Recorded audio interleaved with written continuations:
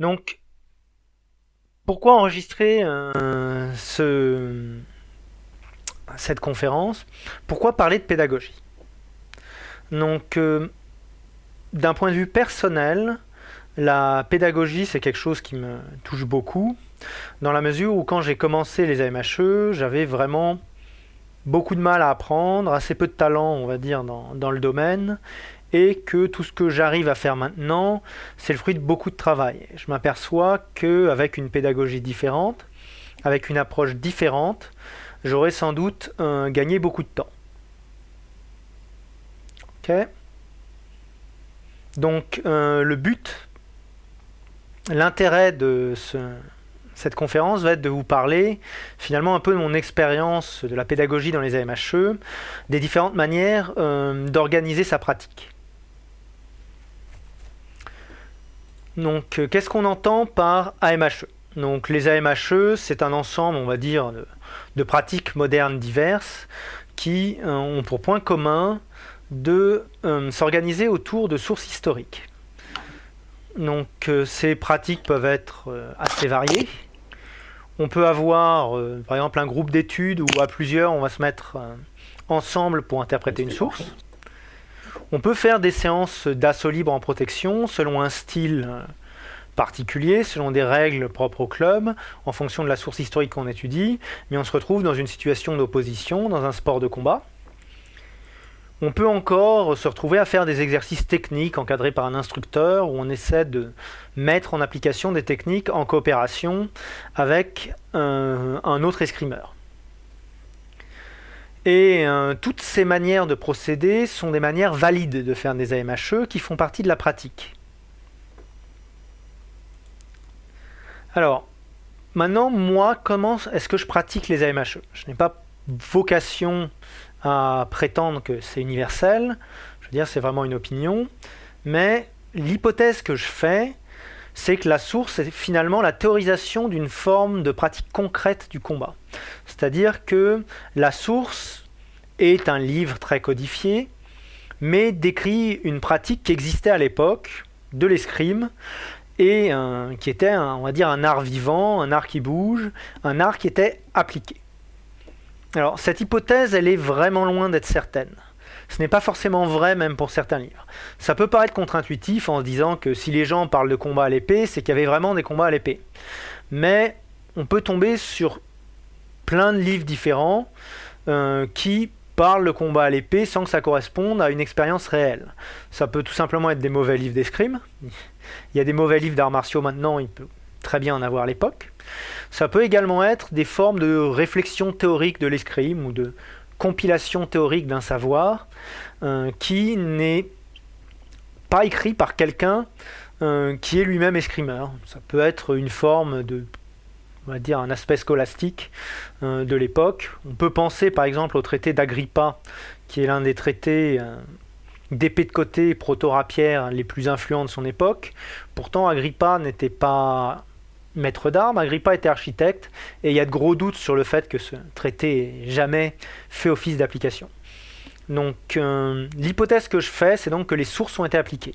Mais je veux vraiment insister sur le fait que je ne suis pas historien, et ce n'est qu'une hypothèse, et les historiens vous diront mieux que moi que ce n'est pas forcément toujours vrai, qu'il existe parfois des livres d'armes qui sont écrits par des gens qui ne sont pas escrimeurs, ou qui compilent des savoirs écrits plutôt par d'autres escrimeurs sans vraiment les comprendre.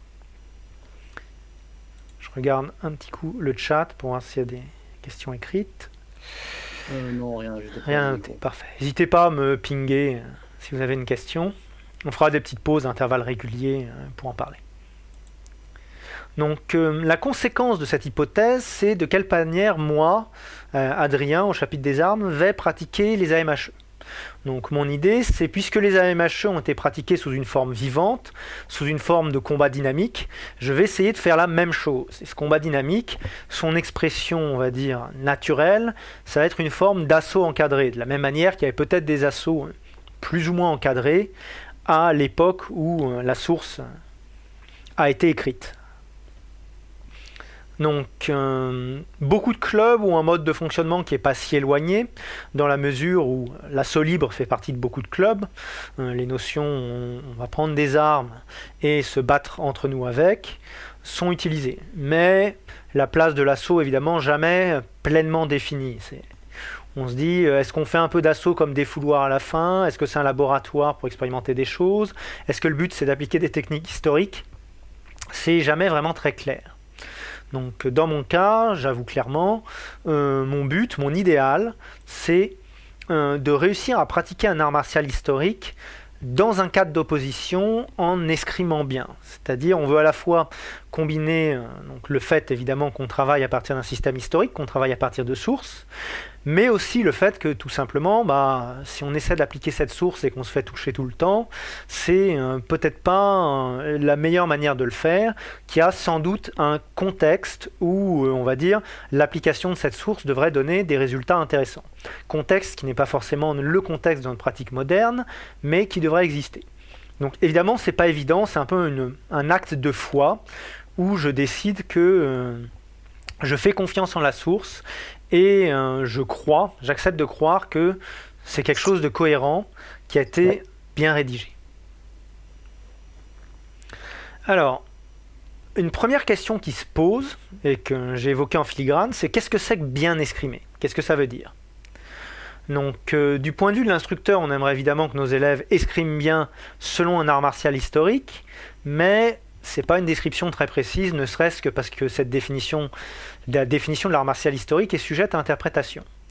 Donc, j'ai envie de dire, le premier pas à faire dans votre pratique, et il est loin d'être évident, c'est de définir qu'est-ce qu'une bonne escrime. Et pour ça, pour savoir ce que c'est bien escrimer, c'est introduire des critères objectifs sur lesquels votre groupe de pratique peut s'accorder. Est-ce que l'extrait de Polus Sector Mahir, qui représente une belle touche double, vous paraît de la bonne escrime ici? Je n'en jugerai de rien, on peut supposer que non, mais il faut dire pourquoi c'est mauvais. Il faut être capable de le définir. Donc l'idée, c'est d'introduire des critères objectifs pour décrire ce qui est bien et ce qui n'est pas bien. La vocation de ces critères est avant tout pédagogique, c'est d'être capable de dire finalement à un élève, après un échange, vu qu'on va faire des assauts avec des échanges, c'est d'être capable de dire, ok, ce qui a eu lieu, pourquoi c'était bien, pourquoi c'était pas bien, et d'être capable de le dire avec des critères qui soient bien définis, des critères objectifs, qui ne soient pas juste, on va dire, l'opinion de l'instructeur qui dit « je trouve que cet échange il est techniquement bien, je trouve que cet échange il est techniquement pas bien », qu'on soit capable de dire un peu pourquoi, on va dire, et de le résumer en une liste de points clairs. Alors comment on peut définir ces critères, et quels doivent être ces critères? Donc pour ça, il va falloir créer ce qu'on appelle une convention d'escrime. Donc c'est un peu à la mode, enfin ça l'était au moins il y a 2 ans, cette notion de convention en escrime. Pierre-Henri Bas, par exemple, en avait beaucoup parlé avec sa fameuse convention des joueurs d'épée, et ça a un peu introduit la discussion sur le domaine de escrimer, c'est bien, mais il faut que la manière dont on escrime, il faut que nos assauts, notre pratique moderne, soient le reflet d'une certaine manière de ce que la source décrit.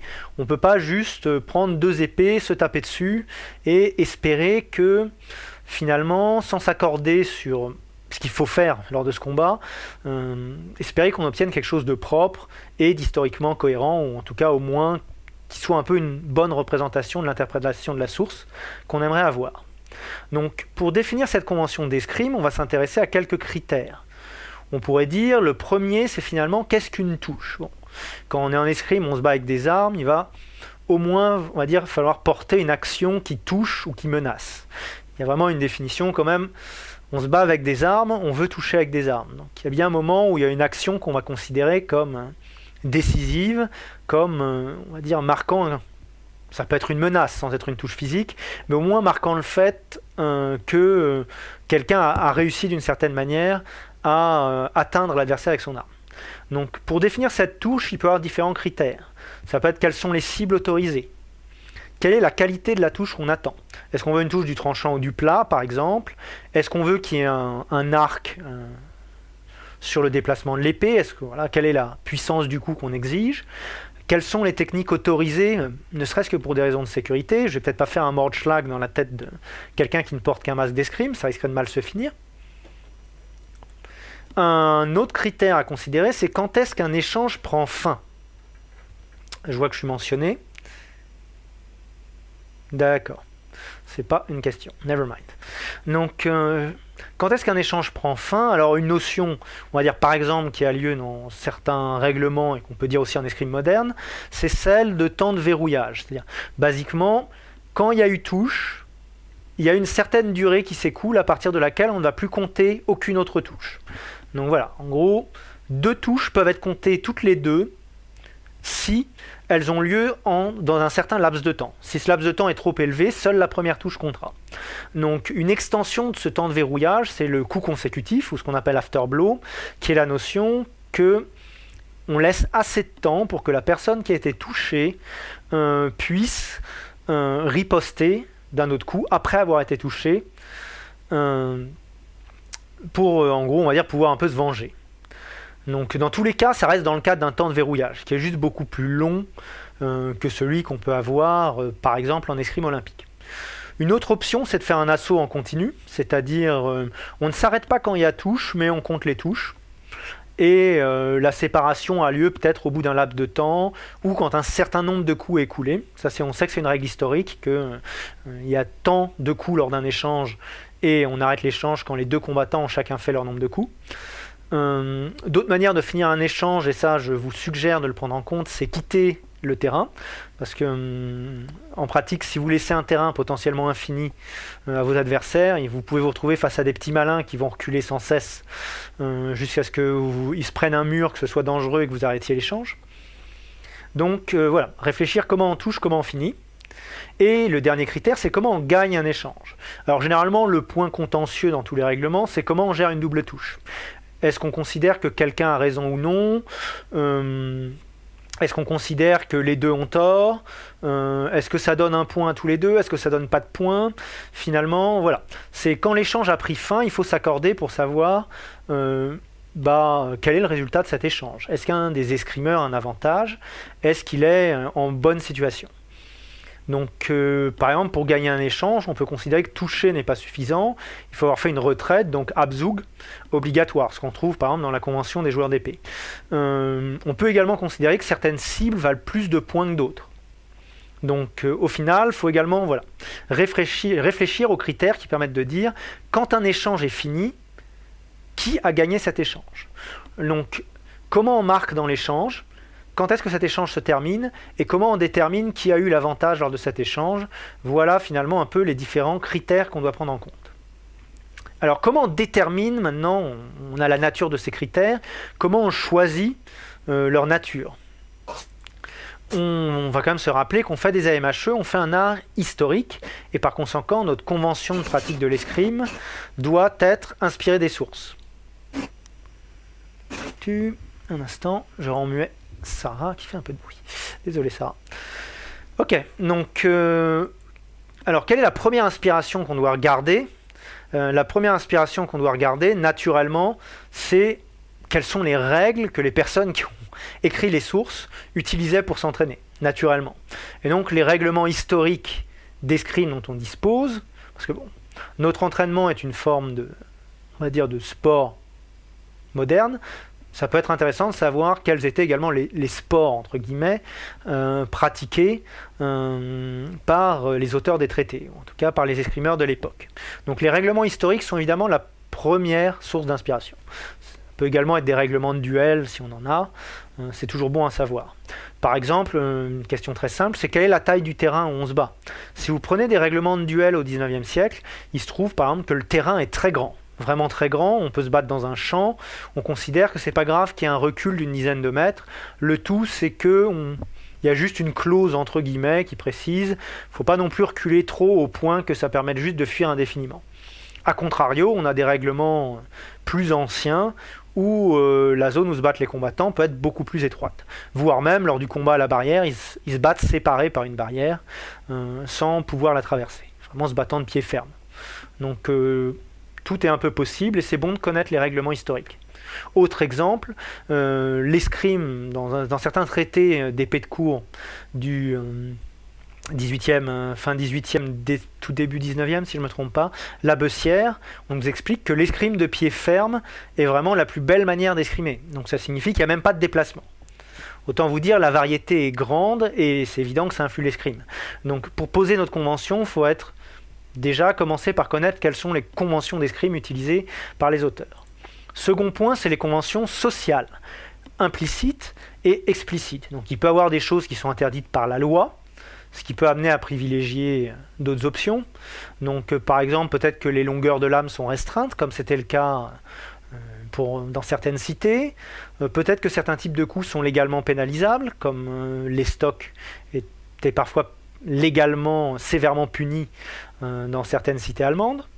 Et tout ça va évidemment influer la pratique. Il y a également, on va dire, la nature de l'arme, la nature de l'engagement peut dépendre de conventions sociales explicites, qui sont les lois, mais aussi de conventions sociales implicites. Par exemple, on trouve assez peu de recul dans certains traités d'escrime, notamment dans les traités d'épée longue, il y a assez peu de défenses qui se font en reculant. Et si par exemple on considère que reculer c'est lâche, c'est quelque chose qui évidemment va influer l'escrime qui est fait. Si le but d'escrimer c'est d'une certaine manière de montrer sa virilité, son courage et sa valeur, reculer indéfiniment c'est quelque chose qui va, on va dire, à l'encontre du but du combat, même si techniquement ça nous permet de toucher plus facilement. Donc voilà, l'escrime n'existe pas dans un cadre social qui est abstrait. Il y a forcément, c'est pas un duel à mort hypothétique dans une cage avec aucune règle. Ce n'est pas le cas. L'équipement d'époque également à prendre en compte. Par exemple, si c'est un combat martial qui a lieu contre des adversaires potentiellement armurés, quelles sont les armures que ces personnes portent? Quel est même le vêtement qu'on porte à l'époque? Typiquement, si on porte des doublets très épais, peut-être que ça limite l'impact d'une taille aux hanches, et à ce moment-là, les tailles aux hanches deviennent assez rares dans la source. Ça peut être une hypothèse qu'on peut faire. Donc étudier quel est l'équipement historique est intéressant. Il y a également le fait que si on étudie une forme d'escrime qui était pratiquée, on va dire sportivement, qui était pratiquée en salle d'une manière, on va dire, coopérative, ou en tout cas dans un but de loisir, la nature de l'équipement utilisé implique il faut que l'équipement soit utilisé d'une manière sécurisée, et ça implique peut-être de limiter certaines actions. Donc connaître cet équipement, c'est intéressant. Si on ne dispose pas de ces critères sociaux, de ces critères historiques qui permettent d'expliquer une source, la source elle-même, sans indicateur extérieur, peut quand même nous renseigner sur pas mal de choses. Par exemple, quelles sont les cibles favorites des frappes? Quelles sont les frappes les plus fréquentes? Si on voit par exemple que dans un traité on vise très souvent la tête et quasiment jamais les jambes, dans notre règlement d'escrime, ce serait bien que viser la tête soit plus intéressant que viser les jambes. Si on fait beaucoup de taille et peu d'estoc, ou inversement beaucoup d'estoc et très peu de taille, comme certains traités de rapière, on peut se retrouver à vouloir favoriser les stocks par rapport à la taille. Donc voilà, les traités eux-mêmes sont une source d'inspiration pour ces critères. Enfin, il faut considérer également le cadre tactique de ces traités. C'est-à-dire peut-être qu'on considère que face à certaines actions, certaines réactions sont plus intelligentes que d'autres. On peut considérer, je ne sais pas, si quelqu'un m'attaque, il faut que je me défende, il ne faut pas que je contre-attaque. Et donc par exemple, contre-attaquer quand quelqu'un attaque est une mauvaise chose. Auquel cas, ça reviendrait en assaut à punir quelqu'un qui contre-attaque. Donc vous voyez, il y a autant de points de vue qui sont très variés selon les sources et qu'il faut connaître pour arriver finalement à faire une escrime qui a un sens à partir de cette source. Donc il faut vraiment réfléchir à cette convention de pratique parce que c'est pas une escrime abstraite qui a pour seul but d'être efficace dans un combat à mort. Ce n'est pas une réalité historique, ça. C'est vraiment l'escrime est contextualisée et il faut finalement connaître les règles entre guillemets implicites de ça. Une fois qu'on a cette convention, c'est également important finalement que les pratiquants soient capables de la juger. C'est pour ça qu'elle doit être claire et exprimée, on va dire, d'une manière intelligible. C'est-à-dire que même si l'instructeur n'est pas là, un pratiquant qui observe un échange en 2 tiers sera capable de dire est-ce que c'est un bon échange ou un mauvais échange d'après ma convention. Le but d'avoir une convention, c'est d'être capable de savoir quand est-ce qu'on fait quelque chose bien et quand est-ce qu'on fait quelque chose mal. Et si on n'a pas de réponse à ça, on va se retrouver, ça va être dur pédagogiquement en fait. Il faut avoir du feedback, il faut avoir des retours pour progresser. Donc il faut être capable de juger un échange selon cette convention. Et je vous invite, quand vous faites de l'assaut, à juger cet assaut, qu'il y ait un tiers qui l'observe et qui permette de dire, bon, bah, tel échange, c'est lui qui a marqué, tel échange, par contre, c'est lui qui a marqué. C'est quelque chose qui est bon à développer. Alors, notez qu'il n'est pas du tout question de tournoi dans cette convention. C'est évidemment utile en tournoi d'avoir quelque chose qui puisse servir de règle, mais c'est pas du tout ce que je vise ici, c'est pas du tout la manière dont je pratique. Ou en tout cas, occasionnellement, mais ma pratique au sein du club, cette convention n'est pas une question de tournoi. C'est vraiment une question de pédagogie. C'est évidemment bien d'en avoir une, mais ce n'est pas là le but. Donc voilà, premier point, c'est d'avoir une convention. Je ne sais pas si quelqu'un a peut-être des commentaires ou des questions à faire sur cette partie, ou peut-être que vous préférez que je continue la conférence et on pose les questions à la fin. Je jette un petit coup d'œil pour voir s'il y a des questions. Pour le moment, on n'a rien. Il n'y a rien, parfait. S'il y a des choses par écrit, je vérifierai. Très bien. Donc maintenant qu'on a cette convention, qu'est-ce qu'on va faire ? Bah maintenant, on va enseigner les AMHE. On sait un peu comment notre but est on va dire, comment notre sport de combat va être pratiqué. Maintenant, on va se dire, bah, en tant qu'instructeur, comment je vais enseigner à mes élèves la pratique de cet art martial, la pratique de ce sport. Alors la leçon classique d'AMHE, elle suit souvent le même principe, hein. Je l'ai donné moi-même. C'est introduire un extrait d'une source, interpréter cet extrait de la source. Donc l'interprétation parfois est faite à l'avance par l'instructeur, ou elle peut être faite de manière collégiale, en groupe. Ça dépend, on va dire, de la taille du groupe, de l'expérience et, on va dire, de la nature du club. Ensuite, on essaie de mettre cette interprétation en pratique avec des exercices coopératifs. On transforme peut-être ces exercices en jeux ouverts où on va donner un peu plus de liberté aux combattants, un peu plus de mouvement. Et enfin, on termine par de l'assaut où, avec un peu de chance, on espère pouvoir appliquer la source qu'on a étudiée aujourd'hui en assaut libre. Alors, le dilemme qu'on va retrouver souvent dans les AMHE, en fait, qu'on va observer, c'est que quand vous passez à l'assaut libre, on va se retrouver à vouloir faire deux choses en même temps. Est-ce qu'on veut appliquer la technique vue en cours ou gagner le match? C'est finalement ces deux buts distincts. On peut gagner le match sans avoir appliqué la technique, et on peut tenter d'appliquer la technique en se faisant totalement démolir. Et le problème qu'il y a, qu'on retrouve notamment, ça peut arriver en tournoi, c'est que sous pression, c'est la volonté de l'emporter sur l'adversaire. C'est finalement la volonté, on peut dire même de conservation d'une certaine manière, qui va l'emporter.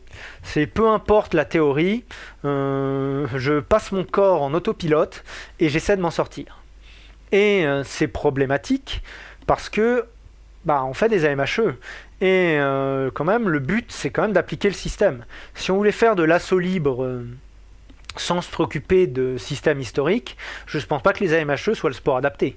Il existe des sports de combat avec des armes beaucoup plus, on va dire, évolués, en tout cas beaucoup plus expérimentés que les AMHE à ce niveau. Il y a quand même un intérêt culturel très important dans les AMHE, et il faut qu'on soit à même de l'exploiter. Donc le dilemme finalement, si on le détaille, qu'est-ce qui se passe? C'est que le geste historique est perçu comme une contrainte. Pour l'élève qui termine son cours, il va se retrouver en assaut libre, donc peut-être qu'il est indécis, peut-être qu'il est débutant. Il se dit, ok, il ne faut pas que je me fasse totalement démolir, mais en même temps il va se dire, ok, alors aujourd'hui on a vu telle frappe, et il faudrait vraiment que j'arrive à la faire parce que c'est important quand même. Et du coup, c'est une contrainte de plus sur la contrainte déjà préoccupante qui est de réussir à escrimer, de ne pas servir de sac à touche. Et donc la cause de cette contrainte, c'est finalement qu'on veut forcer l'application du geste en assaut. D'une certaine manière, c'est le geste préexiste. On a un geste, un bel idéal platonique du geste, et on va essayer de l'insérer à grands coups de marteau en assaut libre. Et forcément, ça crée une collision. Parce que la nature un peu chaotique de l'assaut ne se prête pas à l'insertion directe d'un concept théorique au beau milieu de ça. Et donc par conséquent, la solution va être de mettre l'accent sur l'intégration de la source en assaut. C'est-à-dire vraiment, si on veut que nos élèves soient à l'aise avec une expression sous forme, on va dire, d'assaut libre, sous forme de combat non chorégraphié entre deux combattants, qui soient capables d'appliquer la source dans ce contexte. Et encore une fois, j'insiste, ce n'est pas forcément la vocation de tous les groupes d'AMHE, et c'est très bien si ce n'est pas le cas, mais pour peu que ce soit votre volonté, ça implique probablement de restructurer son cours d'une certaine manière. Et cette certaine manière, ça s'appelle finalement enseigner en partant de l'élève. Parce que ce qu'on faisait avant, c'est on enseigne en partant de la source.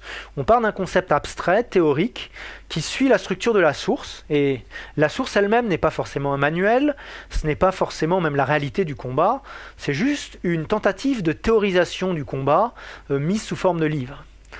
Donc, si on part de la source, plutôt que de partir de l'élève, on peut avoir des problèmes. Donc, idéalement, c'est on part de ce que font les élèves en assaut, on essaie de trouver les situations qui leur posent problème. Où est-ce que ça coince? Et évidemment, on veut introduire des solutions à ces problèmes, mais qui ne soient pas forcément motivées par la structure de la source, mais motivées par le besoin immédiat des élèves. Bien évidemment, cela reste des AMHE, donc il faut des solutions historiques, tirées des sources. Mais le but reste quand même, d'abord j'identifie le problème, et ensuite je vois comment la source m'aide à y répondre. Une fois que c'est fait, on itère le processus d'apprentissage, et on finit par passer au problème suivant, une fois qu'on considère que la situation problématique est résolue.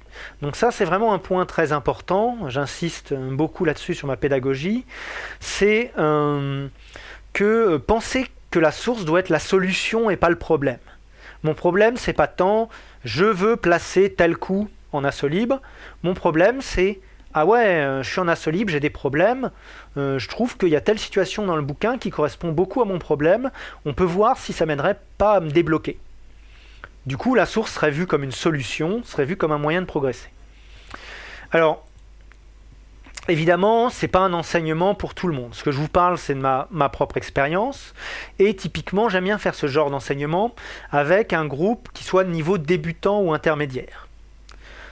De préférence dans un contexte de leçon de groupe. Donc pour ceux qui ne sont peut-être pas habitués à d'autres arts martiaux, un concept qui existe beaucoup, c'est celui de leçon individuelle, où le professeur va être en tête-à-tête avec les élèves. On a souvent ça par exemple en escrime moderne, où les élèves pratiquent de l'assaut libre, et en parallèle, un élève va travailler en tête-à-tête avec le professeur. Et du coup, les élèves vont tourner avec le professeur un par un, mais l'exercice lui-même aura lieu en tête-à-tête. Ça permet de faire des leçons très personnalisées et qu'on peut improviser dans l'instant par rapport aux besoins de l'élève. Donc du coup, ça se déroule un peu de manière différente. Je ne vais pas parler de ça lors de cette conférence. Donc on parle vraiment de leçons de groupe où un instructeur va essayer d'enseigner à 5, 10, 15 personnes en même temps. Je considère également que les élèves disposent d'un équipement adapté à l'assaut. C'est-à-dire pas forcément, on va dire, un assaut pleine puissance, tous les coups sont permis, ce qui de toute manière n'est hautement déconseillé aussi bien en termes de sécurité que de cohérence de la pratique, mais il y a au moins moyen de faire une mise en pratique un peu dynamique, un peu non coopérative des principes qui ont été vus. Donc personnellement, la solution qu'on a adoptée au chapitre des armes, c'est d'utiliser beaucoup d'armes en mousse, mais d'autres personnes peuvent utiliser des armes en nylon ou considérer des conventions de combat peut-être avec des armes en métal mais avec des frappes qui sont retenues et très ciblées, mais il faut en tout cas avoir le minimum d'équipement nécessaire à une pratique sécurisée et un tant soit peu cohérente de l'assaut libre. Et le dernier point, c'est que cette méthode ne s'adresse pas vraiment aux avancés. Pourquoi? Parce que les avancés connaissent déjà ces solutions théoriques. Les élèves avancés, ils ont plus besoin de raffiner ce qu'ils font par rapport à leur propre style d'escrime, par rapport à ce qu'eux-mêmes savent faire. Donc voilà, c'est le caveat, j'ai envie de dire, de cette mini-conférence, c'est à qui s'adresse mon propos. Autant la convention, c'est bien pour tout le monde, je pense, autant là, les préceptes pédagogiques que je vais introduire sont quand même assez ciblés. Mais bon, la plupart les AMHE sont une discipline jeune, et moi-même, je me mettrai probablement pas en avancée, ou en tout cas pas de manière, je ne serais pas très sûr à ce niveau. Donc quand on veut résoudre un problème en escrime, dans une situation de combat, il y a deux types de solutions possibles. Ça peut être la technique, qui est finalement présenter de nouveaux outils aux élèves, de nouvelles manières d'utiliser leurs armes et leur corps pour triompher. et la tactique qui est un peu différente, qui est comment utiliser et mettre en œuvre les outils existants. Donc mon but n'est pas de modifier, on va dire, les schémas corporels de l'élève, la manière dont il bouge, les techniques qu'il fait, mais de se dire, ok, à partir de ce que tu as, comment on peut travailler avec ça pour que tu gagnes? Pour vraiment exagérer un peu le trait. Donc la première solution, c'est la solution technique. Donc nous avons une belle situation d'enseignement de l'escrime avec des singes. Je vois que Maxime n'est pas là, c'était notre amateur de singes au club. Je lui fais un coucou à distance. Donc la solution technique, j'ai envie de dire, la technique donc, que je pourrais définir finalement comme une forme de mouvement, une forme de geste, quelque chose, un déplacement qu'on fait avec l'arme et le corps, je dirais qu'on peut l'intégrer en 3 étapes. Ces étapes seraient d'abord, quel est le geste? Comment on fait ce geste finalement? La seconde étape, c'est quand est-ce qu'on fait ce geste? C'est-à-dire, dans quel type de situation ce geste est pertinent. C'est-à-dire le geste peut-être qui contre un certain type d'attaque ou de défense, ou une certaine position de l'adversaire. Et qu'il est beaucoup moins efficace, voire même dangereux, s'il est fait dans une situation où il est moins pertinente. Enfin, le dernier point, c'est, je dis contre qui, mais l'idée c'est plutôt ce geste est assez limité comme contexte. Par conséquent, il faut que je sois capable de créer le contexte qui est propice à l'utilisation de ce geste. Il faut savoir amener la bonne situation. Et c'est pas quelque chose qui est évident. Donc je vais commencer par détailler le comment. Donc j'ai envie de dire le premier comment, c'est comment on entraîne le geste, comment on apprend le mouvement du corps, le mouvement de l'arme. Pour ça, on va utiliser des exercices techniques que vous avez sans doute tous déjà vus, c'est-à-dire des exercices où on insiste vraiment sur le mouvement, on insiste sur comment je vais bouger l'arme et le corps. Alors, un point, j'ai envie de dire un warning que je mets tout de suite, et qui pour moi est très important parce que j'ai moi-même pratiqué comme ça, c'est souvent en combat, quand on a une pièce, on va faire une chorégraphie, c'est-à-dire je lis une pièce dans un bouquin, on fait ok, il y a telle attaque qui est suivie de telle défense et cette défense est suivie d'une riposte. Et donc par conséquent, on va mimer la pièce, on va en faire une chorégraphie où pour s'entraîner, le premier escrimeur attaque, le second escrimeur défend et riposte. Chacun mime les mouvements, en essayant finalement de mimer l'échange qui est décrit. Pour moi, c'est une très mauvaise idée. C'est quelque chose qui pédagogiquement est à la limite du nuisible. Pourquoi? Parce qu'en combat, un geste n'existe pas dans le vide. Un geste, il est contextualisé, il est motivé, il n'existe pas de manière abstraite et théorique. C'est vraiment une réponse qui dépend de critères, on va dire, physiques, psychologiques, tactiques. Donc il y a finalement, la manière dont un humain va bouger, ça dépend de beaucoup de choses. Ça peut vraiment même dépendre de son état d'esprit, peut-être qu'il a peur de l'adversaire, peut-être qu'il se sent en confiance. Tout ça, ça va influencer beaucoup. Et on ne peut pas juste mimer un geste abstrait hors de son contexte, dans un échange. C'est-à-dire la tentative de rendre l'échange réaliste, paradoxalement, le rend totalement à côté de la plaque. En essayant de mimer quelque chose qui existe déjà, on tue toute la spontanéité dans le mouvement, on tue toutes les capacités d'analyse de l'escrimeur. Ce qu'on fait n'a finalement pas vraiment de réalité en tant qu'action d'escrime. Donc pour ça, qu'est-ce que je préconise de faire plutôt? C'est d'accepter que le but à cette étape, c'est de bouger le corps. Donc le but, c'est de réussir à faire les bons mouvements, les nouveaux mouvements qu'on va apprendre.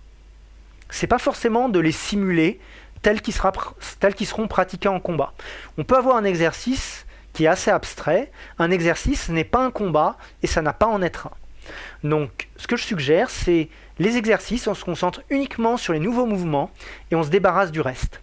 Par exemple, si vous avez une action qui est une riposte, qui fait suite à une parade. Mon adversaire attaque, je pars son arme, j'ai une prise de fer, et immédiatement j'enchaîne sur une action d'escrime. Eh bien, ça peut être beaucoup plus intéressant de travailler directement cette action depuis, on va dire, juste, je dis à mon adversaire d'étendre le fer, je prends le fer, et ensuite je m'entraîne à faire le mouvement. Je minimise tous les facteurs extérieurs qui ne sont pas directement liés au mouvement que je vais apprendre. Ça peut être le jeu de jambes. Peut-être que le mouvement est fait pour être fait avec un déplacement, mais pour commencer à apprendre le mouvement des bras, je le fais sans jeu de jambes. Donc voilà, on abstrait tout ce qui n'est pas directement lié à ce qu'on doit apprendre. tout ce qui est pas lié au cœur de la technique. On peut l'ajouter progressivement par la suite dans l'exercice technique, mais le but principal, c'est d'effectuer un mouvement. Ça peut être très mou, très coopératif, c'est pas un problème. Tant qu'on se concentre juste sur le mouvement ultra ciblé d'escrime qu'on veut faire. Donc bien évidemment, les instructions doivent être claires.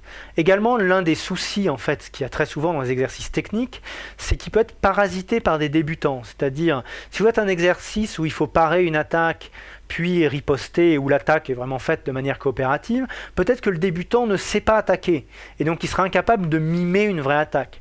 Donc vous aurez finalement un geste qui est faux, et pour y répondre, vous aurez également un geste faux.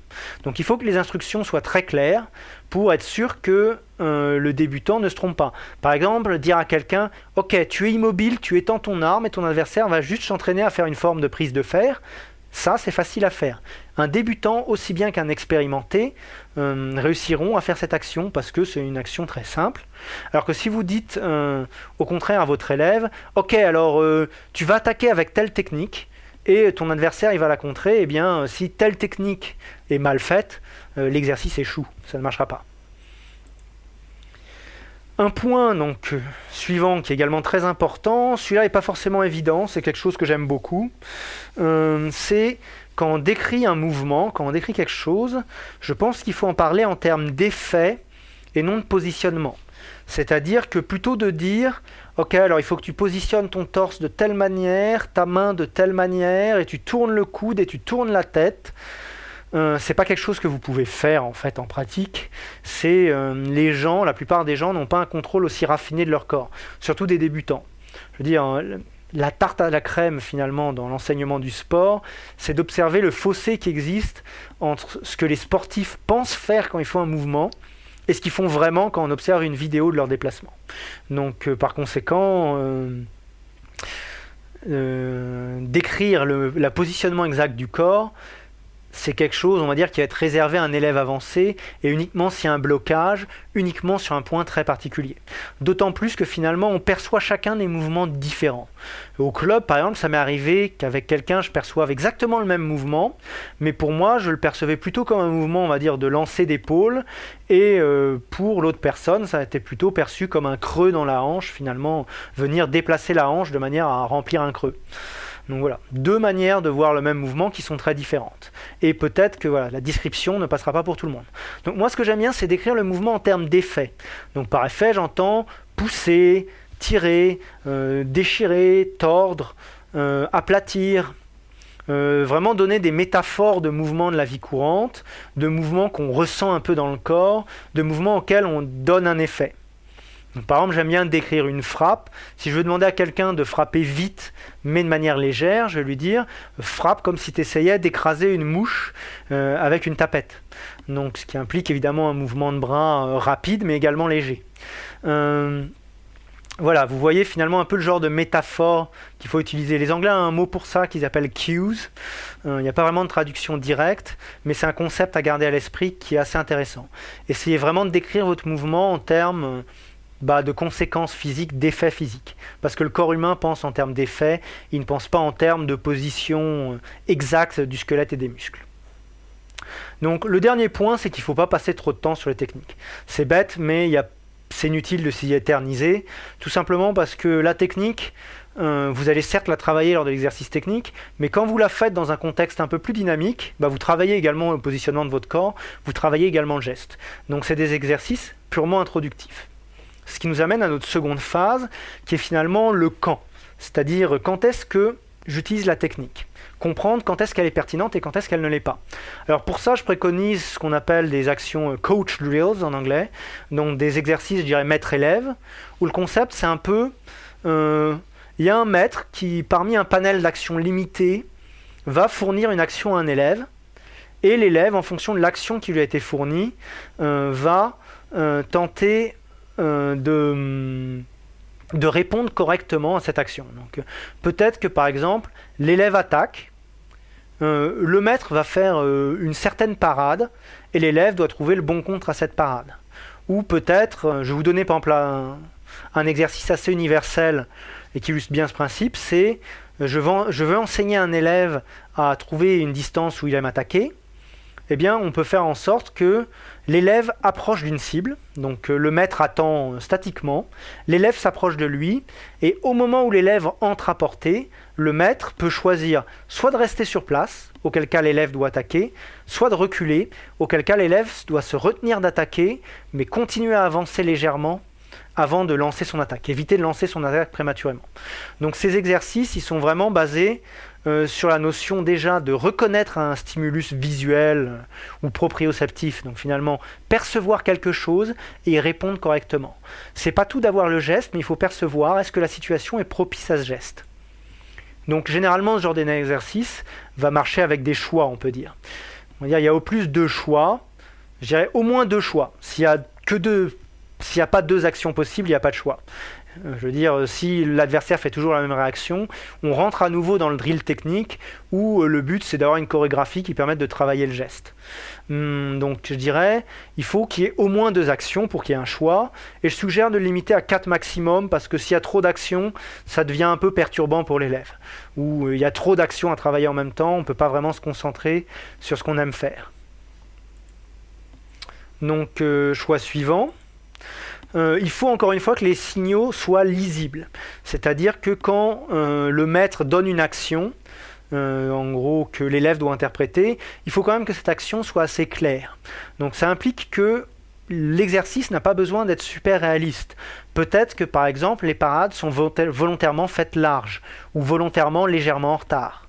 Dans tous les cas, ce qui compte, c'est que l'élève puisse travailler sa capacité à reconnaître un signal. Si vous observez par exemple des leçons individuelles en escrime moderne, c'est très intéressant de voir que l'escrimeur se bat de manière très intense comme s'il était en combat, alors que le maître lui-même peut faire des gestes d'attaque qui sont extrêmement abstraits et même assez paresseux. C'est pas un problème, tant que l'élève travaille les bons stimuli. Donc c'est également le moment d'introduire ce qu'on appelle des actions préparatoires. Alors je pourrais y passer très longtemps là-dessus, on pourrait faire une conférence rien que sur ça, mais il faut comprendre qu'en escrime, une action donnée, ça s'amène. C'est-à-dire une action permet de contrer dans un certain contexte, une action a un sens dans un certain contexte, et il existe des actions qui permettent de provoquer ce contexte.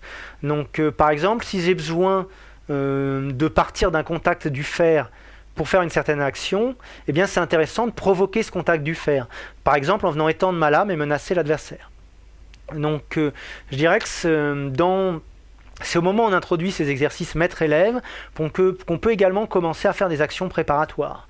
On peut également avoir par exemple un cas où j'effectue une action préparatoire et en fonction de la réaction du maître, je vois quelle est la technique que j'ai apprise qui est pertinente. Enfin, un dernier point qui est important, c'est qu'il faut également apprendre à inhiber des actions. Donc ça fait partie du choix, mais le choix d'agir ou non en est lui-même un. En escrime, ce qui compte, c'est pas seulement d'être capable de reconnaître la bonne situation pour une action, c'est également d'être capable de reconnaître la mauvaise situation pour une action. Parce que l'adversaire, s'il est intelligent, il va tenter d'induire une action au mauvais moment, au mauvais endroit, contre la mauvaise cible. Donc, être capable d'inhiber ses gestes dans ce genre d'exercice, c'est également important. Une fois qu'on connaît un petit peu le quand et le comment faire le geste et quand est-ce qu'on l'applique, maintenant c'est de savoir finalement contre quel type d'adversaire je vais plutôt réussir à le sortir. On entre vraiment dans le domaine, je sais dans quel contexte ce geste va me permettre de triompher, maintenant quand est-ce que ce contexte arrive et peut-être comment je peux le provoquer moi-même, ou quand est-ce que l'adversaire va tenter de m'imposer ce contexte technique. Alors pour ça, je suggère l'utilisation de jeux compétitifs. Qu'est-ce que c'est des jeux compétitifs ? On pourrait dire que c'est une forme très restreinte d'assaut libre. C'est-à-dire qu'il y a des règles, c'est-à-dire le but des deux escrimeurs est de gagner. Avant, dans l'exercice technique, on pourrait dire que l'un des escrimeurs était entièrement passif, il effectuait juste une forme de geste un peu abstrait qui permettait à l'élève de travailler. Dans les exercices suivants, le maître, je dis le maître en guillemets parce que c'est pas forcément l'instructeur, c'est juste celui qui prend le rôle du maître dans l'exercice. Le maître peut donne certaines réactions parmi un panel réduit, mais son but n'est pas tant d'empêcher l'élève de réussir que juste je te fournis un geste quelle est ta réponse à ce geste et est-ce qu'elle sera adaptée. Là, on n'y est pas du tout. Mon but, c'est vraiment de te tromper dans le bon geste et de faire réussir le mien. Le but, c'est vraiment que ce soit moi qui gagne. Donc c'est, on va dire, un peu plus punchy. Alors cette forme très restreinte d'assaut, quelles vont être les restrictions qu'on peut mettre en place? Ça peut être de restreindre les frappes, les cibles, les déplacements. Par exemple, si je veux travailler une attaque qui est faite pour se défendre contre une certaine garde, eh bien je peux imposer que l'un des escrimeurs commence le combat dans cette garde. Comme ça, je vais être obligé de réfléchir à mon approche face à cette garde. Peut-être que je veux travailler comment estoquer et comment se défendre contre des estocs. Auquel cas, on peut imposer que la seule frappe autorisée soit l'estoc. On peut bloquer les déplacements. Peut-être qu'un adversaire, l'un des deux adversaires, sera incapable de reculer ou d'avancer, selon ce qu'on veut lui faire travailler. Peut-être on veut qu'il défende de pied ferme, donc on lui interdit de reculer. Donc voilà, beaucoup de manières de restreindre pour amener la situation où la technique est censée avoir un sens. Encore une fois, il faut que les objectifs soient clairs. C'est-à-dire, les deux escrimeurs vont avoir des buts. Donc, on a vu que c'était important qu'on soit capable de savoir quand est-ce qu'on fait un exo bien ou mal. Et bien ici, ça reste un type d'assaut. Donc il faut que les objectifs soient clairs. Il faut qu'on comprenne quand est-ce que quelqu'un gagne ou perd le jeu. Ce jeu peut être composé de rôles qui sont asymétriques, voire biaisés. C'est-à-dire, il se peut que les deux adversaires, les deux combattants n'aient pas les mêmes objectifs du tout. C'est pas un problème. Il se peut même qu'un adversaire ait beaucoup plus de chances de gagner qu'un autre.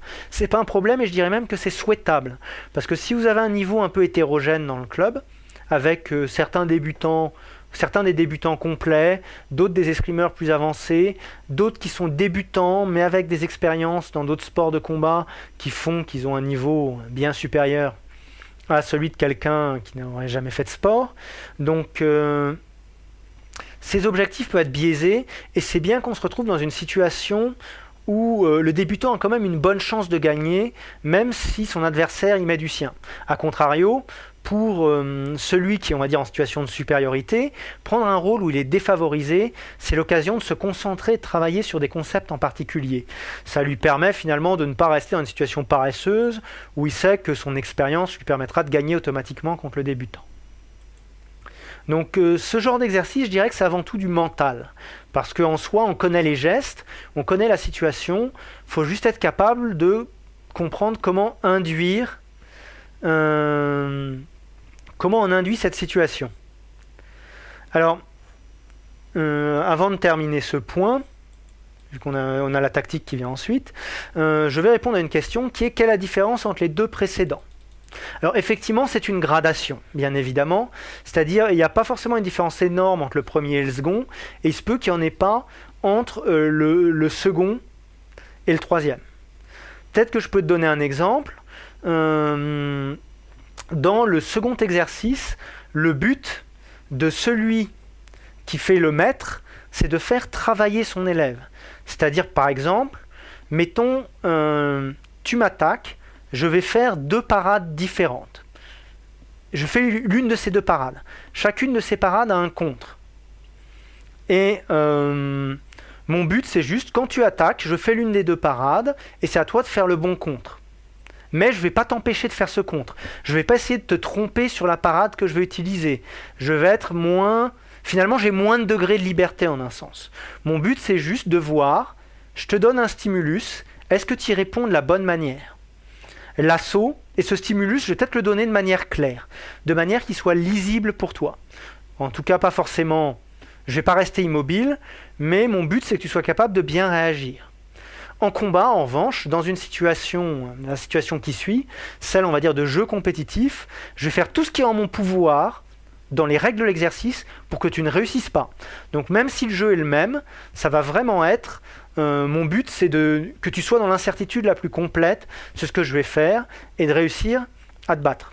Je dirais la différence entre les 2 exercices est une question de degré de liberté, encore une fois. En fait, la différence entre les 3 exercices, qui est qu'est-ce que j'ai le droit de faire et de ne pas faire. Et par exemple, je donne quelque chose tout bête, mais il y a également l'état d'esprit. C'est-à-dire la première chose, c'est si j'ai le droit, par exemple, de me déplacer comme je veux lors d'un exercice, je peux choisir de me déplacer si on me dit ton but n'est pas de se faire toucher, n'est pas de te faire toucher, eh bien je vais essayer de me déplacer d'une manière qui emmerde mon adversaire. A contrario, si je suis dans un jeu compétitif, si je suis dans un truc plus coopératif et qu'on me dit tu ne peux pas te déplacer, bah forcément je vais me retrouver dans une situation où mon partenaire va avoir plus de facilité à me toucher et je vais lui donner des signaux qui sont un peu plus clairs. Donc plus généralement, je dirais que la différence, c'est une question d'état d'esprit. Dans le premier, j'ai envie de dire, on sert limite de mannequin. C'est-à-dire, il y a quelqu'un qui travaille des gestes, l'autre lui sert de mannequin. Point. Dans le second, on est là pour aider l'adversaire. Donc le but, c'est de, en gros, juste le tester en faisant « je fais un geste, est-ce que tu as bien répondu ?» Mais c'est un peu « je lui pose une question et j'attends sa réponse ». Le troisième, c'est juste vraiment « mon but, c'est de la coller ». Donc c'est vraiment une question d'intention. Est-ce que je fais le mannequin ? Est-ce que je suis là juste pour vérifier que l'élève a compris ? Ou est-ce que juste j'essaie de gagner en suivant les restrictions des règles. Finalement, oui, on peut dire que la seconde étape, c'est une forme d'arbre décisionnel. Pour répondre à la question de DMX qui suggère est-ce que c'est un arbre décisionnel ? D'une certaine manière, oui. Donc voilà, l'idée, encore une fois, les différences ne sont jamais évidentes parce que c'est des gradations et il m'arrive très souvent en cours de partir du même exercice et de l'enrichir. Alors, peut-être que c'est plus clair avec un exemple, mais si je veux, par exemple, je fais un certain type de jeu offert qui existe chez Fioré, eh bien, je peux faire ça en plusieurs étapes. Je peux avoir une première étape où c'est vraiment chorégraphié et très simple. Deux élèves commencent en étant, on va dire, liés au fer. Il y a un premier qui étend sa pointe, le second qui recule sa pointe pour faire une prise de fer, puis qui étend à nouveau la sienne. Et les deux alternent ce rôle. Ça, c'est purement coopératif, c'est purement technique, parce qu'on fait juste le geste. Ce qui compte, c'est de comprendre le geste d'extension et le geste de prise de fer. Il n'y a pas de décision à prendre, vu que juste je me contente d'étendre le fer hors distance, et mon adversaire va ensuite voir comment il peut prendre mon fer et réétendre le mien. Je ne vais pas du tout l'empêcher de faire cette prise de fer ou lui offrir de multiples options. Dans la seconde situation, celle, on va dire, de l'exercice coaché, de l'exercice maître-élève, il se peut que, par exemple, quand il tente une prise de fer, je tente de contrer cette prise de fer de deux manières différentes. Mais je vais vraiment juste faire ces deux manières. Et c'est juste, je me dis, ok, quand il tendra son fer, je vais faire l'une de ces deux parades et on verra bien comment il réagit. Mais mon but, c'est pas tant de le faire échouer que de lui proposer quelque chose. Donc voilà comment l'exo évolue. Et enfin, la version totalement, on va dire, le jeu compétitif lié à cet exercice, ça va être, on escrime, c'est une situation d'assaut libre, mais où les deux commencent liés au liage. Donc ils sont liés au fer, ils commencent directement avec leurs deux épées en contact et n'ont pas le droit de marquer point autrement qu'en étant en contact. Vous voyez que forcément, ce jeu va amener à beaucoup de prises de fer, vu que toutes les touches se font via des prises de fer, des contacts de lame, des croisements, comme dirait Fioré, mais la définition de ces croisements, c'est, j'ai envie de dire, tout est permis. Donc voilà, finalement, 3 types d'exercices pour l'intégration technique. Maintenant, on va parler un peu de l'intégration tactique. Donc, qui est cet homme, vous allez me dire? C'est un certain champion d'escrime moderne, appelé Johan Armenberg. Et ce Johan Armenberg a écrit un livre d'escrime qui est très influent, qui s'appelle Épée 2.5, qui a pas mal changé la face de l'escrime moderne, parce que il partait quand même beaucoup finalement d'un principe où il apportait des réflexions tactiques à des problèmes rencontrés en escrime. Et c'est un peu de tactique qu'on va parler ici. L'idée de Johan Armenberg était plutôt de comprendre quels sont les outils dont je dispose et que je maîtrise très bien, idéalement mieux que mon adversaire. Quels sont les outils que mon adversaire maîtrise mieux que moi? Eh bien, il va falloir que je me mette dans une situation où mes outils peuvent être appliqués, mais ceux de mon adversaire seraient inopérants. Donc, arriver par la tactique à voir comment utiliser mon arsenal technique disponible, plutôt qu'adopter une vision un peu universelle de l'escrime où il faut que je connaisse la totalité des techniques possibles pour répondre à chaque situation. En pratique, chaque escrimeur aura une zone d'excellence et c'est bien de commencer à travailler à partir de sa zone d'excellence. Donc, Pour cet entraînement tactique, on peut aussi utiliser des jeux compétitifs. Comme je l'ai dit, il y a du mental. Les jeux compétitifs biaisent évidemment l'arsenal de techniques disponibles, mais ça me permet quand même de bosser sur ma tactique. Donc si mon but, par exemple, c'est de toucher directement depuis le liage, je peux mettre différentes tactiques en place. Par exemple, je peux dire, je vais être volontairement très fort au liage, vraiment mettre beaucoup de pression dans la lame, pour que mon adversaire se décide, par exemple, à passer de l'autre côté de ma lame. Donc ce qui est vraiment une technique de base, j'imagine que vous voyez un peu de quoi je parle. Et je contre son attaque, et je pars son attaque, et je riposte en ayant prévu qu'il allait faire cette action. Donc voilà une forme de tactique, c'est je planifie. Dans la tactique, il y a vraiment la notion de poser un plan. Une autre manière de développer sa tactique, c'est de faire des assauts avec des observateurs externes. Le rôle de ces observateurs, c'est vraiment de faire des commentaires sur son style d'escrime. C'est vraiment de dire, tu te bats de telle manière, t'aimes faire ça, ton adversaire se bat de telle manière, il fait ça. Donc finalement, ça revient à laisser les élèves un peu explorer leur propre style dans les situations d'assaut, mais d'une manière qui soit consciente. C'est-à-dire qu'ils soient capables de commenter un peu comment j'escrime aujourd'hui, qu'est-ce que j'expérimente, finalement, qu'est-ce que je vais faire en assaut. Donc un point vraiment très important dans la tactique, c'est qu'il faut apprendre à planifier. C'est-à-dire que je ne vais pas me combattre finalement un peu au pif, juste à l'instinct. Il faut que je sache un peu en avance qu'est-ce que je veux faire, quels sont finalement les aspects de l'escrime que j'ai envie de travailler aujourd'hui et avec lesquels je me sens à l'aise, comment je vais gérer mon adversaire, etc. Donc il faut planifier en combat.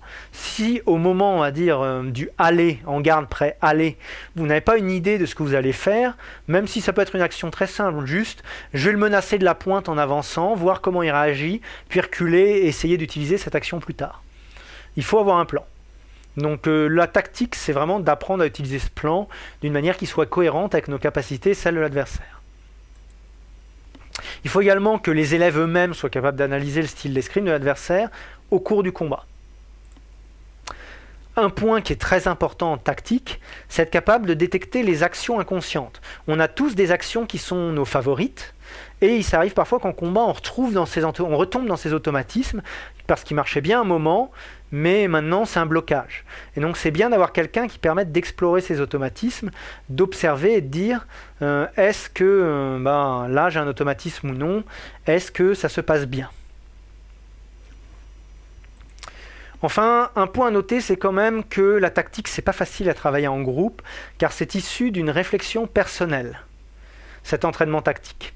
C'est-à-dire, il faut que l'élève soit capable de prendre un peu de recul, finalement, par sa capacité à se battre.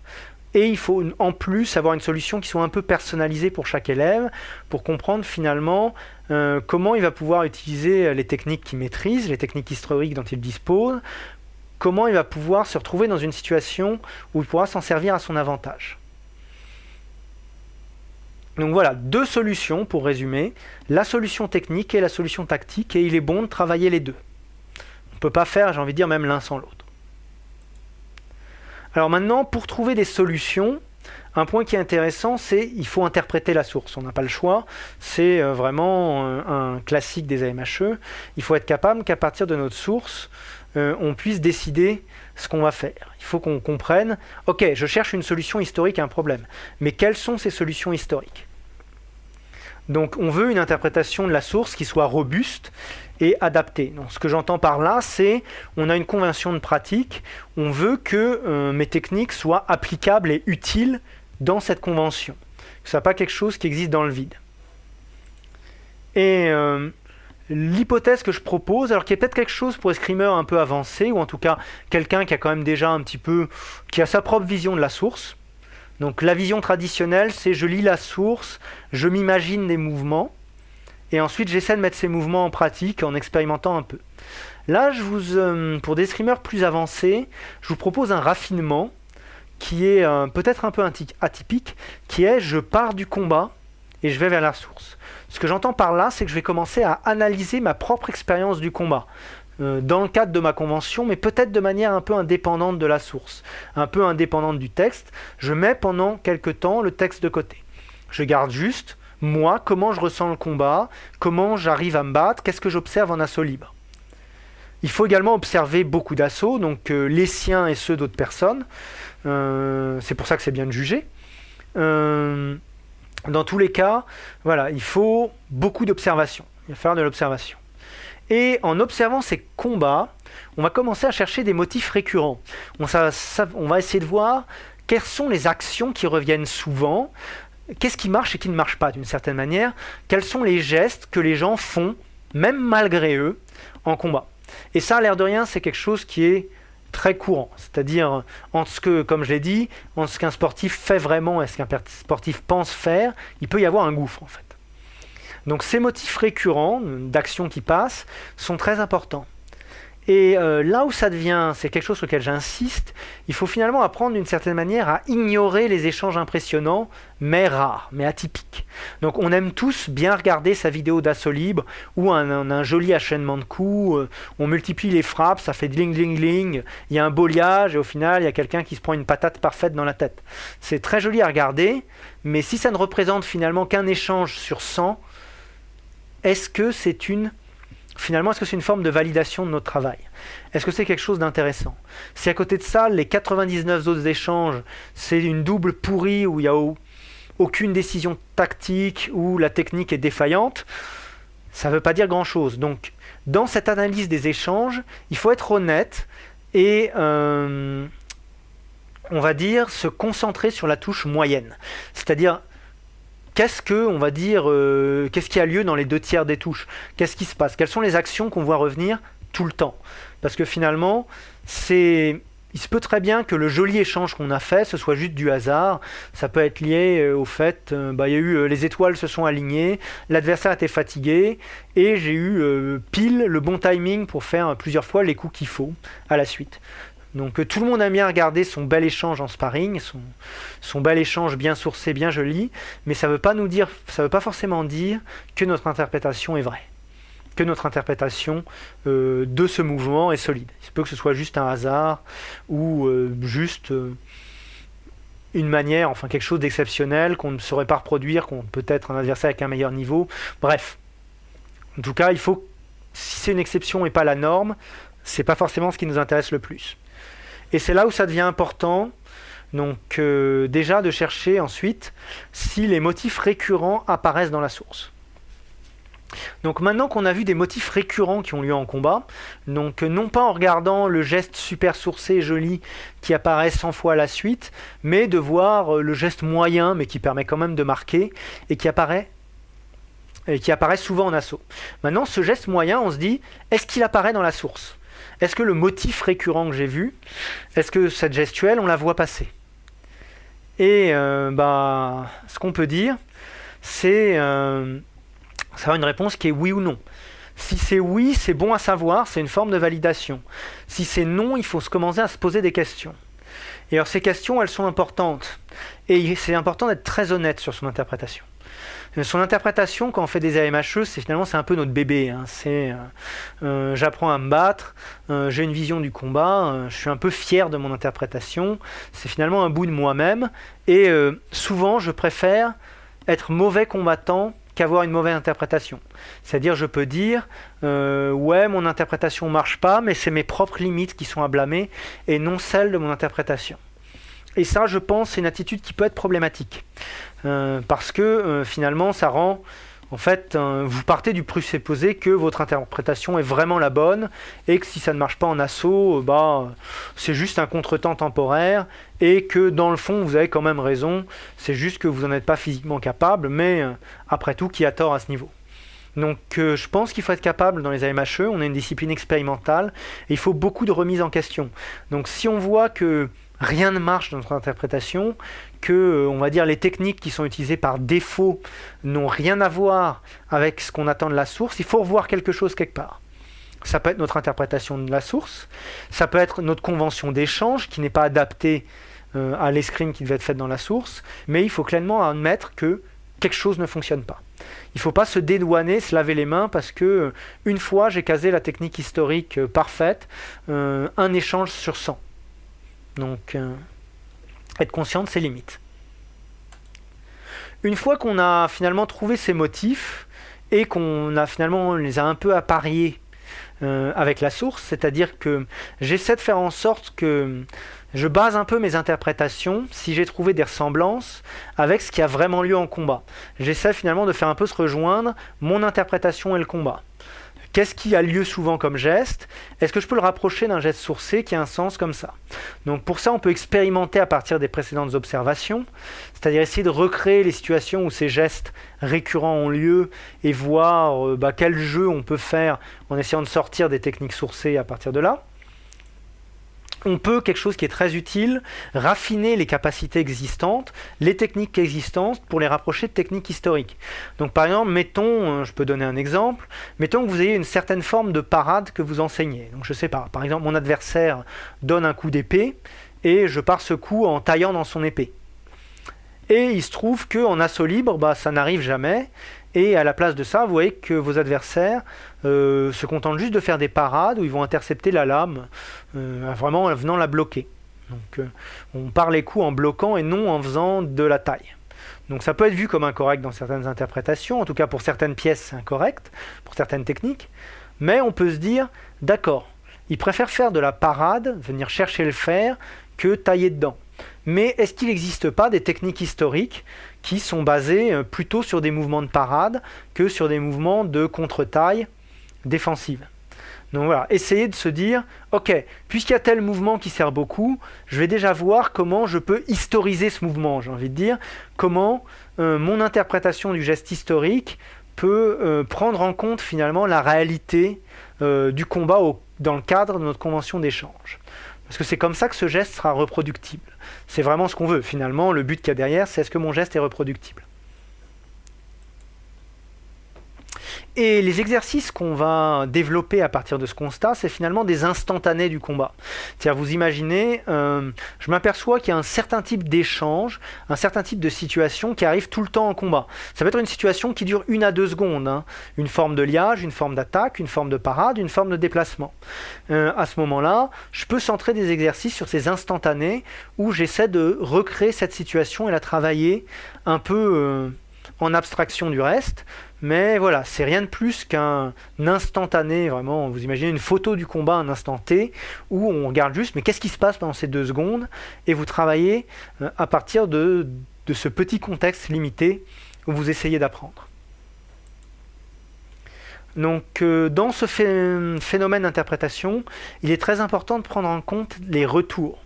C'est encore une fois ce que j'ai dit, être prêt à contester sa propre interprétation, être prêt à regarder ce que font les élèves de cette interprétation, être prêt à ajuster les exercices et ajuster l'interprétation en fonction, on va dire, de la réussite pédagogique, technique et tactique du geste qui est enseigné. À un plus gros niveau, ça s'applique au niveau du programme. Donc, c'est-à-dire que, je rappelle, notre approche, c'est de partir de l'élève. C'est-à-dire, en fonction des problèmes que l'élève affronte, auxquels il doit faire face, il faut que je trouve une solution adaptée. Ça signifie que je ne peux pas me donner un programme fixe, vraiment un programme qui soit figé en début d'année. Il faut être prêt à adapter certaines leçons en fonction des besoins des élèves, en fonction de la manière, qu'est-ce que nos élèves vont faire, quelles sont les difficultés qu'ils rencontrent. Si j'avais comme but de leur enseigner, je ne sais pas, un certain type d'attaque, et je m'aperçois que finalement c'est plutôt renforcer leur défense qu'il faut faire parce qu'ils ont déjà du mal à parer des attaques de base, à ce moment-là, je dois être prêt à improviser, enfin entre guillemets, mais à choisir peut-être une autre leçon où je vais choisir la leçon qui convient le mieux à mes élèves. Donc le programme doit être dynamique. Avec ce genre d'approche, c'est inévitable. Ça implique d'avoir un peu plus de nécessairement un peu plus de bouteilles pour identifier les problèmes et pour être capable de créer un cours pertinent vis-à-vis de ces problèmes. Donc encore une fois, le but n'est pas de faire une condamnation, hein. On a tous commencé, moi le premier, par faire des cours où je fais la source, il y a telle technique, aujourd'hui on bosse l'échange des stocks, etc. etc. On l'a tous fait et c'est une première étape auquel vous ne pouvez pas couper parce qu'il faut au moins avoir un peu une idée des gestes et des mouvements qu'on va faire en cours. Mais une fois que vous avez un peu passé cette étape, voilà, avoir un programme un peu plus dynamique est bon à prendre. Donc voilà, cette conférence se termine ici. Alors, pour résumer, qu'est-ce qu'on a vu? Finalement, j'ai envie de dire les 3 piliers pédagogique que je peux vous recommander, c'est donc créer une convention d'escrime qui vous permette de juger la qualité d'un échange selon l'escrime que vous souhaitez obtenir à partir de la source. Mais il faut que cette convention soit explicite et soit compréhensible par tout le monde, compréhensible et applicable par tout le monde. C'est-à-dire, il ne faut pas que vous soyez derrière un élève en lui disant ça c'est du bon Fiore, ça c'est du mauvais Fiore, ça c'est du bon Lichtenauer, ça c'est du bon Lichtenauer, sans qu'il sache trop à quoi s'attendre. Le second point, c'est donc penser en termes de problème. C'est quel est donc finalement, plutôt que d'essayer de prendre le mouvement sourcé et de dire aujourd'hui on travaille tel mouvement, c'est parti les bolos, ça sera plutôt ok, j'ai vu que vous ramiez grave face à telle attaque, on va travailler comment contrer cette attaque grâce à telle pièce de Fiore dai Liberi ou Joachim Meyer ou Capoferro ou Dieu sait qui. Et le dernier point, c'est donc ces problèmes, on va les résoudre avec des solutions techniques ou tactiques. Et pour trouver cette solution, dans le processus d'interprétation, on veut qu'il y ait une forme de rétroaction avec le combat.